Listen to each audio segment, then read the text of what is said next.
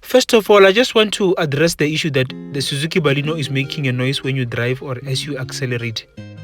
Guys, life is not all about drag racing. So you can't be driving this car like you are driving a V8 engine or you are driving a pimped GTI. So if you're going to drive this car like something is wrong in your head, or as if you have borrowed it from your friend and it's a once-in-a-lifetime opportunity, then you can expect to have a lot of problems with your brakes, your clutch pedal, and it could even result into high fuel consumption. And this does not only apply to the Suzuki Baleno or the Toyota Starlet, it goes with any car. So this is my introduction.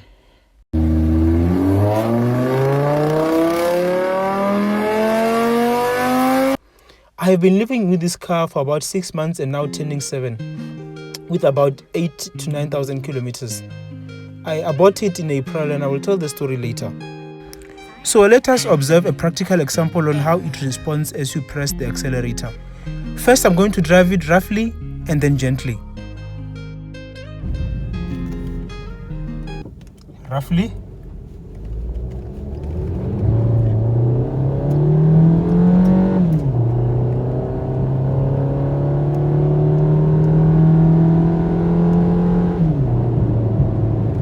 Easily up to hundreds. When I press it roughly, it makes a noise. So it's making noise because I was pressing the accelerator very roughly.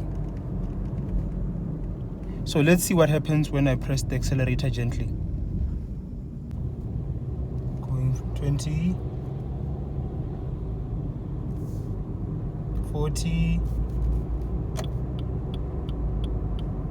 I'm even overtaking, 60, 80, just pressing it gently. 100, going past 100, just the normal noise of the road. So it's not a Suzuki Baleno problem, it's a you problem. So let us learn to be a good and gentle drivers, good people, for the sake of your fuel consumption, for the sake of your wheels and tires, for the sake of your brake pads and gearbox. Just learn to drive gently, guys. It's a really nice car. I'm enjoying it. And this is my car was delivered to me on the 22nd of April, just a few days before the 27th of April, which was my birthday.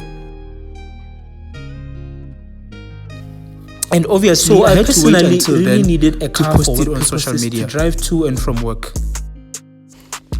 And funny, in the beginning of the year, I didn't even have a driver's license. I got my driver's license on the 20th of April 2024.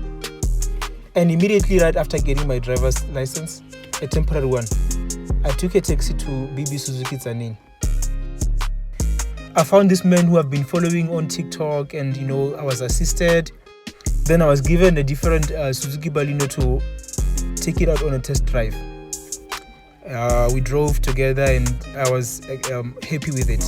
He's actually the gentleman who told me that if you want to drive this car smoothly, learn to accelerate gently and smoothly, and you won't be having any problem with any noise as you accelerate. I have been living with this car since then. On the 22nd of April, I drive around 200 kilometers a week and around 9,000 kilometers every month. So for a period of 7 months, I've driven around or about 8,000 kilometers. And I can tell you this for free. For 8,000 kilometers, 7 months, I have not had any major problems or any problem with this car. But we will see how it performs after its first service when it reaches 15,000 kilometers. So taking you to the interior, mine is a GL model and yes, it's an auto. Yeah, it's a very basic car, but it has got all the things that you need, more than enough for a budget car. On the GL model, you're given this funny looking infotainment screen. You also get a multifunctional steering wheel, so you get how to control the volume on the steering. You get a cruise control and how to skip from one song to the other without having to touch the infotainment screen as you are driving, so you remain focused on the road. It also comes standard with the center armrest, which is adjustable. So you can just put your left arm here and drive being relaxed. And sometimes you will see passengers trying to put their arms here even though it's not their privilege. You are offered front and back electric windows, front and back cup holders or bottle holders. You also offered an adjustable steering wheel which you can adjust high or low to suit your best driving position. So what you do is that you release the knob and put it in the position you want, and then you lock it when you are done so that the steering wheel doesn't go up and down as you drive. And as you go to the back interior, the rear seats also offer you a comfortable sitting position. So there is enough room for tall people, Luna with a great Kali. As you can see that I'm able to move my legs back and forth without having to disturb the driver in front of me.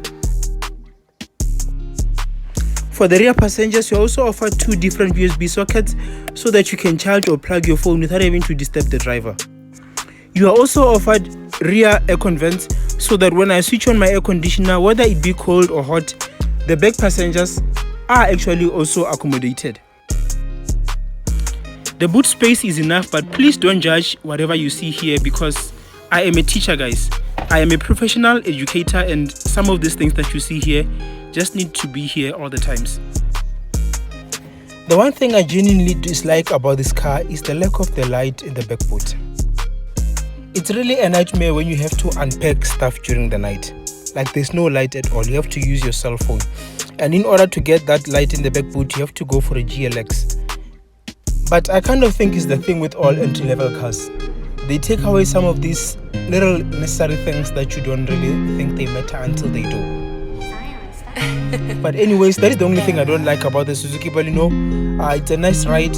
I love living with it on an everyday life basis. When I drive from where I live to work, I average around 16.5 kilometers per liter. That is roughly around 6 liters per 100 kilometers. So anyways, yes, I rate this car. I would give it 7.5 out of 10 and enjoy your day.